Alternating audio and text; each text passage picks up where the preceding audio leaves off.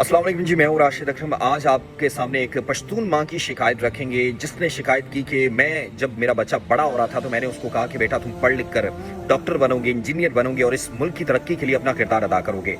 लेकिन वक्त गुजरता गया और उनके हुकूक उनसे छीन लिए गए, उनको जाहिल रखने की कोशिश की गई, उससे तालीम छीन ली गई ताकि वो पढ़ लिख जाएगा, तालीम हासिल कर लेगा तो वो सवाल करेगा, अपना हक मांगेगा। फिर उसने कहा कि उनसे रोजगार छीन लिया गया ताकि वो अपने खानदान की किफालत ना कर सके, खुशहाल ना हो सके।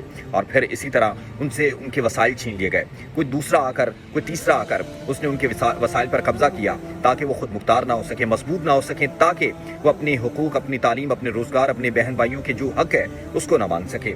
उसने कहा कि रियासत जो है उसने हमसे वो तमाम जीने का हक छीन लिया जिसकी हम तवक्को करते थे, जिसके लिए हमारे कबाइलियों ने, हमारे बड़ों ने कुर्बानियां दी। आज जब भी पाकिस्तान के ऐवान के अंदर सबसे पहले बात कुर्बानियों की होती है तो कबाइलियों का जिक्र किया जाता है कि कबाइलियों ने पाकिस्तान की बका के लिए, पाकिस्तान को मजबूत करने के लिए अपना बहुत ज्यादा खून बहाया है। और इसके अलावा कश्मीर की बात की जाती है, जो कश्मीर का टुकड़ा पाकिस्तान के पास है, उसको हासिल करने में कबाइलियों ने जितना अहम किरदार अदा किया वो किसी ने नहीं किया। लेकिन हमसे ऐसा सलूक क्यों, हमसे यतीम बच्चों जैसा सलूक क्यों? हम भी तो इसी पाकिस्तान के, इसी मुल्क के वासी हैं, हम भी इसी मुल्क के रहने वाले हैं, हम इसी मुल्क को टैक्स देते हैं, हम इसी मुल्क के आईन और कानून को मानते हैं। लेकिन हमें ये मुल्क नहीं मानता, हमारे वसाइल पर कोई दूसरा या तीसरा आकर कब्जा कर लेता है।